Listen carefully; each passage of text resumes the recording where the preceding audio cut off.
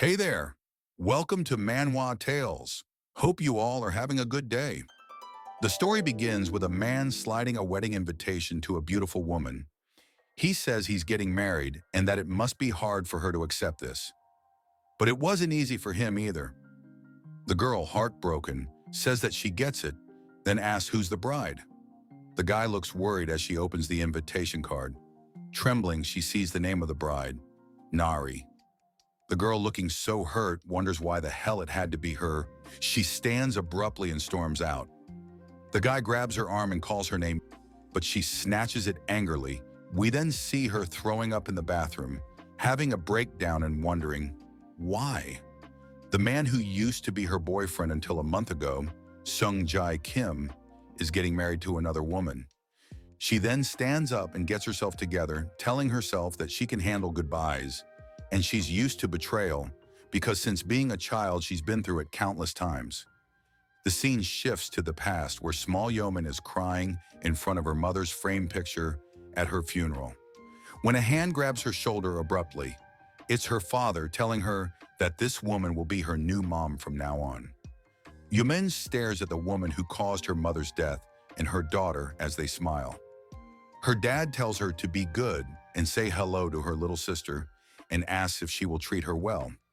But Yeomin just stands there with her plushy bunny, hesitant. The pink-haired girl turns to her mother and demands that doll like a brat, saying she wants it. The sneaky bitch then tells her daughter if she likes it, why not just ask nicely for it? Which the girl does. The little girl with teary eyes refuses with a stern no while clutching it, saying her mother gave it to her.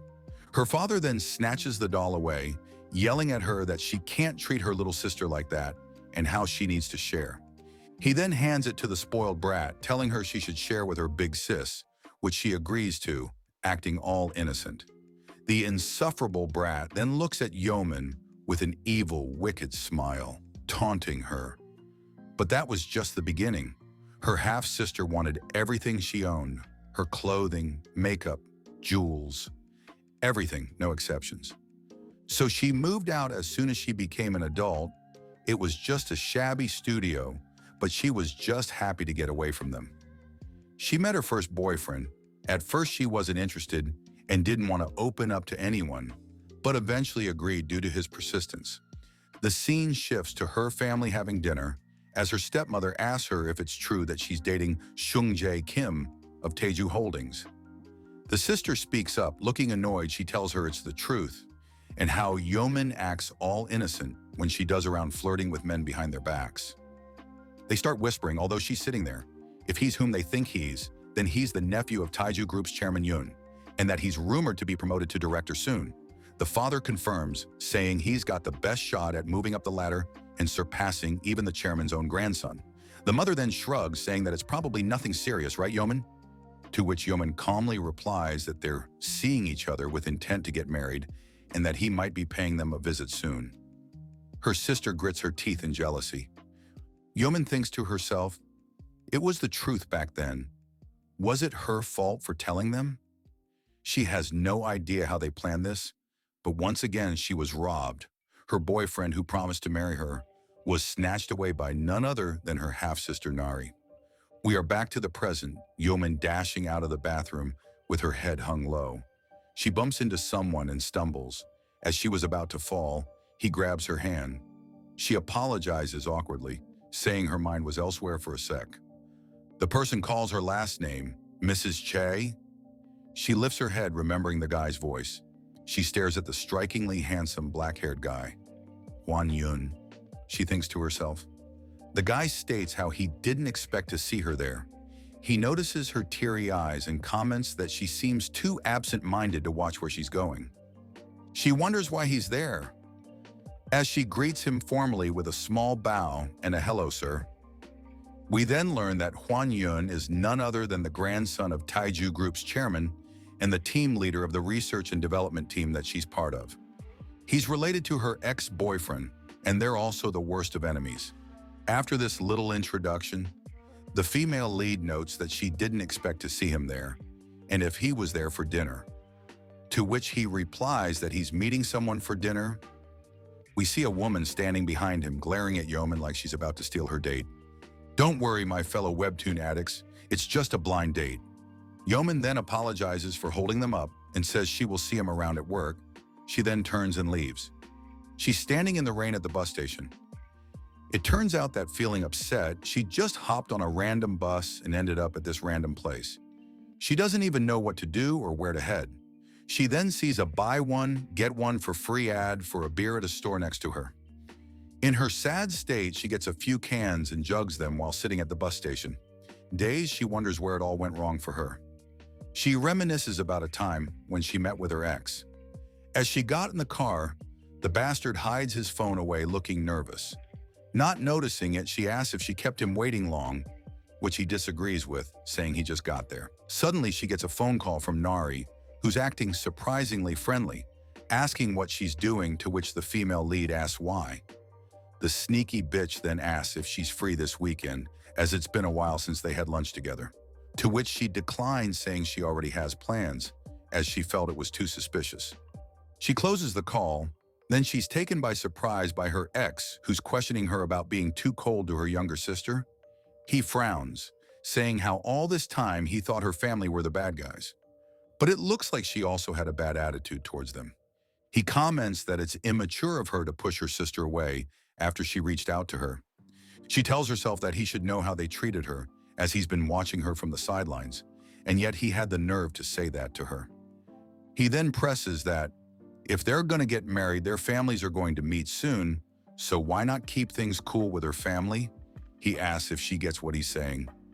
Yeomin, despite feeling so upset, persuades herself that she should get his concerns, as he asked her to marry him despite her messed up family. So she replies that she understood, telling herself not to get upset about this. Back to the present, she wonders if he was already seeing Nari back then. He probably was. After all, they knew she was with him at their last family gathering. As she's lost in thoughts, a fancy car pulls next to her. It's none other than our handsome boy, asking if she's lost. She asks him what he's doing there. He says he was just passing by. Yeah, sure, we are just going to pretend that's true. Anyways, he asks if she's lost, and she tells him she just took the wrong bus. She feels flustered, thinking how she keeps running into him at her lowest. She waves him off, telling him not to worry about her and to drive safely. But he just gets out of the car, muttering about how she always makes him worry, and asks her why she lives like this while sitting next to her. She looks at him in confusion and says, "Live like..." What? He says that she was always like this. You never ask for help or show your struggles. She says that's because no one helps her, even if she asks for it. She then tells him that she won't ask him for a ride so he can go. It seems like our poor yeoman has given up on asking for help after all those betrayals. Hwan, being the gentleman he is, grabs the beer cans and throws them in the trash, saying that it stopped raining, and tells her let's go as he's going to give her a ride. He adds that he's not flirting with her, so she should just get in, and that he only came here to give her a ride to begin with. The female lead is in the car, and after a while she awkwardly asks him where they're going. With a smirk, he teases, asking if she thinks he's taking her to a hotel or something. Taken aback, Yeomin remembers hearing some rumors about him, about how he went to clubs a lot when he was abroad in the US, where alcohol and drugs are out of control or something along the lines. There were also rumors about his grandpa dragging him back to Korea for being so irresponsible, and how rumors said that the chairman promoted his nephew instead of Hwan, his own grandson, because he was so pissed at him. She then remembers how the woman he was on a date with was a different one from the last one she saw him with. She prays that she didn't give him the wrong idea by getting in his car in her drunken state. Feeling a little nervous, she says that she was only asking because this isn't the way to her house. He says that he thought she lived in Seongnae, and didn't she live in a studio in that area?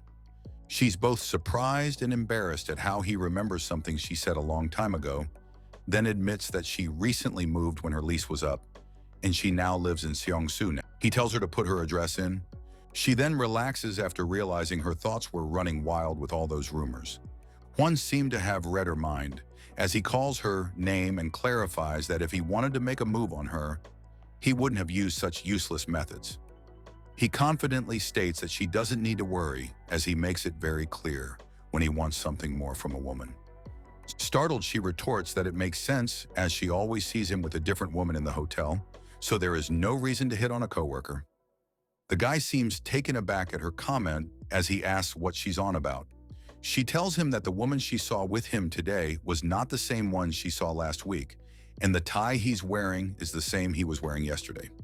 He remarks that he didn't realize she was this interested in him, remembering all those details, to which she nonchalantly replies that she remembers because his tie was pretty, and it was the same brand she was going to gift to her boyfriend. He taunts, the boyfriend who's going to marry a different woman. Shocked, she turns to ask him how he knew. He explains that Seung-ja forgot an invitation on the table because he was so busy chasing after her, and her name wasn't on it, noting that it was when she had walked out looking like she had been crying, and after that he saw her take the wrong bus. Frustrated, she says to him, "Wasn't he on a date? Why was he paying attention to her?"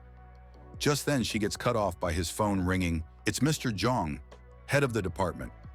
He gestures for her to keep quiet as he picks up, only to be yelled at. How dare he ditch the date his grandpa arranged for him after less than 10 minutes? The guy ignores him and asks if he took Mr. Jong's phone just to call him, teasing that it's abuse of power. His grandpa, frustrated, wonders how a young man can have no interest in marriage. The male lead casually replies that at least he gave it 10 minutes for his sake. He then adds that he's so tired lately that even 10 minutes was long. This guy really is testing his grandfather right now. Yeomin realizes that it was an arranged blind date and not just some casual fling. Feels awkward about the comments she made. Grandpa yells again, telling who told him to be part of the research and development team, knowing they work to the bone? If only he had listened to him and became the director, he would have plenty of free time. He cuts him off, telling him to quit yelling and go to bed. It's late. Grandpa retorts, telling him to worry about himself. Stop wandering around late at night and look for a wife instead. Hwan says he will someday, as he ends the call. They sit in awkward silence for a minute before Yeomin breaks it hesitantly, apologizing for misunderstanding him, to which he says to forget about it. As they get into a narrow alley, she tells him to just drop her off there, as it will be hard by car. He grabs her hand, squeezing it. He asks if she's just going to walk into the dark alley by herself this late. He mutters how she's still as fearless as ever. She wonders when is he referring to. As she gets out of the car, she thanks him for the ride and tells him to drive safely. She walks to the building as he watches her back. He thinks that she's always been like this, never knowing how to ask for help or complain that she's tired. She always made him worry for her. Yeomin, who was standing there fidgeting with her hand, looked back and walked back to his window and knocked on it. Curious, he slides the window down and asks her what it is. She then, out of nowhere, asks him if he's going to get married. He says he doesn't know, but why is she asking? She says that he doesn't have the time to meet anyone. He's so busy. He asks her back, why does that concern her? She sighs, then drops a nuke on the guy. Mr. Yun, would you like to marry me? Shocked, he smirks. The exclaims, wow, he can't believe her. Hwan gets out of the car, leans to her ear and says he doesn't smell any alcohol on her, teasing her if one can of beer was enough to make her drunk. She corrects him. It was 3 bottles of soju. She adds that it's probably more than he can handle. Hwan opens his suit jacket and tells her she seems to think she knows a lot about him, but it looks like she didn't know his tie was different from yesterday's. He pulls the tie and shows her that these letters weren't there yesterday. He asks who she is trying to fool when she can't even tell the difference between 2 ties. He dismisses her questions and tells her to go home since she's drunk. Without further arguments, she turns and gets in. As she lays on her bed, she thinks to herself, it's as if she went back to her childhood today. When she was 9 years old, Hwan used to come over to play at her place, as his grandpa and hers were best friends. So he sent him there, hoping his aloof grandson would make some friends his age. But Hwan ended up being busy comforting her as she cried. As she cried, he would ask if Nari took another of her toys, and if that's what made her cry, as he saw her favorite doll in Nari's bag. He would ask if she ate, and when she said it didn't matter, he told her to cheer up and eat, because he stole back her doll for her and would give it back to her if she promised him that she wouldn't starve herself just because Nari bothers her. She nods through her tears, and he tells her to hide it in a good spot next time. He also advises her to try doing well in everything, so she can be better than Nari. He went to the US after that, and they only met again a year and a half ago. But back then, he understood how she felt better than anyone else. He would comfort her, telling her it's not her fault, and the one who steals is the one at fault. At a place where she had no one, he was her only support. After he left for the States, she thought she would never see him again, and when she met him at their workplace, she thought he did not recognize her, as he introduced himself formally. As the realization of the proposal dawns on her, she shoves her face in her pillow in embarrassment. What came over her to ask such a question out of the blue? She figured that by marrying him, she could take revenge on both her stepsister, who had a crush on Hwan for so long, and her ex, who had an inferiority complex when it came to him. She thinks how ridiculous it was, and that she never should have dragged him into this, and that she needs to deal with this on her own. The scene shifts to a big house with a garden. Yeomin rings the doorbell, and as she steps into the living room, Nari greets her with a grin, saying it's been a while. Her stepmother told her she should have called before coming here so late. Looking so calm, it seems like they don't realize she knows about their nasty doings yet. The stepmother adds that they are expecting a guest soon, making sure she won't stay for dinner. Yeomin sits on the couch and calmly states that she doesn't plan on staying for dinner. She heard that Nari is getting married soon to her ex at that. Nari flinches, then scoffs, asking if Seungji was the one to tell her. Yeomin asks him if that's all she has to say, to which the shameless brat replies, "What else is there to say?" Saying that she wasn't even introduced to his family. Isn't it funny that she would want an explanation from her when they weren't that serious? Yeomin tells her that she's really the worst. She goes on roasting her, saying that even animals can feel shame, and a decent human would have felt guilt and apologized after such shameful act. She guesses that she lacks even basic common sense. Nari springs out of the couch, yelling at Yeomin for saying that, asking why she's being obnoxious when they aren't even together anymore, claiming that she's behaving ridiculously. In a calm, confident tone, Yeomin says if she were that confident, in that why didn't she invite her to the official bride and groom family gathering? But she couldn't even do that. That shows how well she knew that what she did was disgraceful. Nari, after getting barbecued with no sauce, got real quiet. Her mother, seeing that, has started yelling at Yeomin that Nari is only getting married to Mr. Trash because they are the perfect match, and it's her fault she got dumped anyway, and it doesn't give her the right to take out her anger on her sister. It's time for her to accept their relationship and stop causing a scene in their house. Just when Yeomin starts yelling back, defending herself that she's not the one causing a scene, her father enters, slamming the door, shouting, "Enough!" asking how she dare yell at her family and how she doesn't even know the whole story, and that she better thinks before she acts. Yeomin, with a defeated look, smirks and asks sarcastically, "Family? Then why doesn't he tell her how much he thought about family before he kicked her mom out and let her die?" He gets angry and shouts, "How dare she?" She cuts him off, saying no. How dare they, all of them? She then gets up and tells them she's glad the last thing she'll remember about them is that they are all still awful. She then walks out, leaving her father yelling about how she dares talk to her parents like that. Dude, as if they did treat her like a daughter, damn. Yeomin, now outside, wonders why she let herself suffer so much pain when it was this easy. Just as she's about to leave, she sees her ex-boyfriend holding flowers in his hand and a bag in the other, probably a gift for the Trashy family. She glares at him, and as he tries to reach his filthy hand to her, she tells him not to touch her, turns and leaves. Just as she reaches the main road, stomping footsteps walk towards her. He grabs her shoulder violently while calling her name, shouting why she made Nari cry.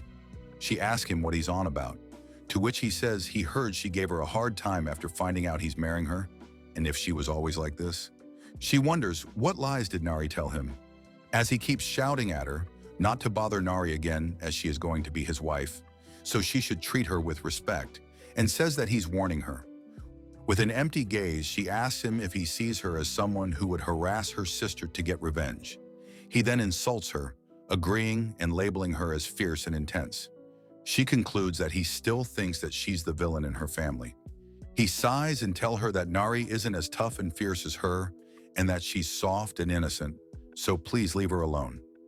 She thinks how she once trusted and depended on this man, Maybe that's why this feels stranger and crueler. She slaps his hand off her shoulder and remarks how faithful he is about her sister. She then turns to walk away and adds that he knows nothing about Nari. Yeomin, standing on the sidewalk, teary eyes, notes that had she been so fierce, she wouldn't be just standing by watching all this unfold while being so powerless. Suddenly, Hwan crosses her mind. She immediately takes a cab. She's going to see him. Sitting on a couch, as Hwan walks to sit across from her, she apologizes for showing up this late. He reassures her that it's okay and asks her what brought her to him. She thinks to herself that this is shocking, but it's the only way to get her revenge. She then asks him to please marry her, saying he won't regret it. Besides, he's also being pressured to get married, isn't he? Doesn't he think she would be a good wife? She's well educated and has a good job. He stares at her and asks if she's serious. She immediately confirms, adding that she didn't have a drop of alcohol today. He scoffs and asks if she's willing to put everything on the line for someone like him. He's sure she heard the rumors about him, or is she just naive? She says it doesn't matter to her. What she wants is marrying a man who's much better than her ex, one that triggers him when he hears about her marriage. Chung Jae has been on the road to success lately. However, he's always felt jealous of Hwan for sharing the direct blood as the chairman, being more educated, better looking, and even taller. He has always felt jealous of him in every way. She's going to marry Hwan and show what fierce truly feels like. The male lead throws a hotel keycard at the table and says room 8601, and says to follow him if she thinks she's brave enough. Gulping, she uses the keycard and gets in. As she sees him, she freezes for a moment. He tells her to have a seat. As she does, she remarks that he looks angry, wondering if it's because she made such an absurd request. He tells her that since she asked him to marry him, he will give her a chance to convince him. She starts explaining how she would be a perfect wife. She won't ask him for attention or to love her. She would even respect his private life. She says she's sure he feels the same, and all she asks for is for him to pretend to love her and that they have a happy marriage in public. He gets up and goes to her and leans down, cornering her between him and the couch. He says that he agrees to be her fake husband if she's his ideal wife in return. Then whispers in her ear how far does she wants him to go with the act, making her flinch. He then scoffs, saying she's definitely good enough to be his wife. As he caresses her cheek, he mentions how she comes from a prestigious household. She's well educated, has a pretty face, which happens to be his type. She looks all flustered. He pulls open his robe and tells her just so she knows he likes to be a little rough, while revealing his chest and abs, asking if she thinks she can handle that.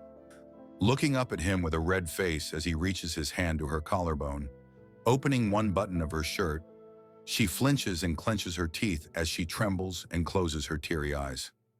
"Surely you didn't propose to me without being ready for this situation," he remarks.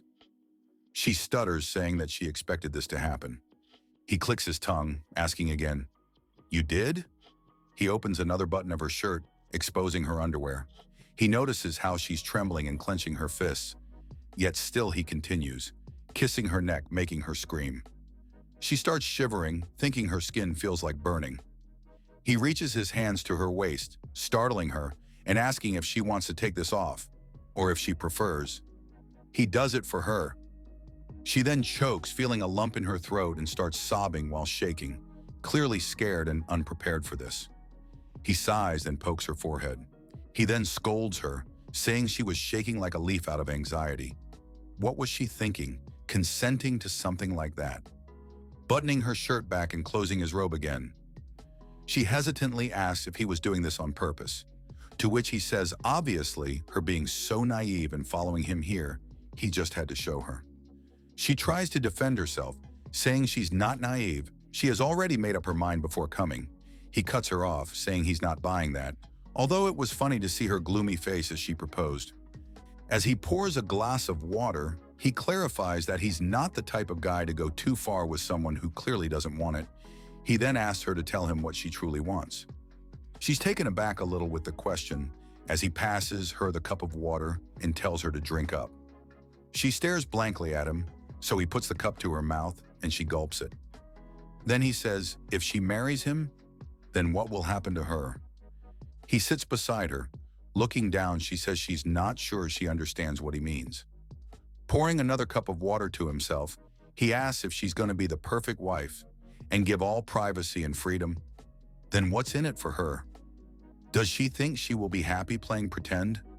Ever since she mentioned this, all talked about is her revenge plan. So where does her happiness fit in with all of that?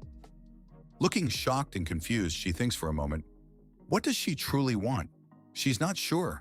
Besides, does she even deserve more than that? Seeing her like that, he scolds. You asked me to marry you even though you don't know what you want? You're so reckless. With a trembling voice, she asks what she could do if she doesn't know. Her life was nothing but enduring suffering and pain. Tears started falling down her face. She thought things were just that way.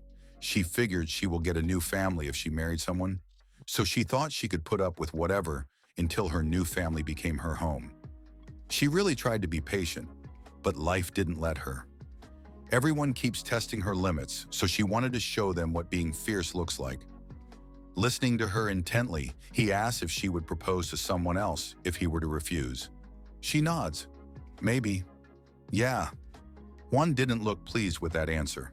Wiping her tears away, she apologized for bothering him and says she will get going. She's not sure if she upset him because he thought she was joking around, but she was serious about her proposal. Even though he was right about what he said, she apologized again for making him uncomfortable. Just as she tells him to forget about it, he grabs her hand and speaks. Let's do it. She turns, shocked at what she heard. If she's sure she will fulfill whatever he wants, then asks, so when will it be? Does she want to get married before Sung-jae does, or after him? This is the end of part 1. If you enjoyed this, please hit the like and subscribe buttons and leave a comment about how much you hate Nari. I know I can't be the only one.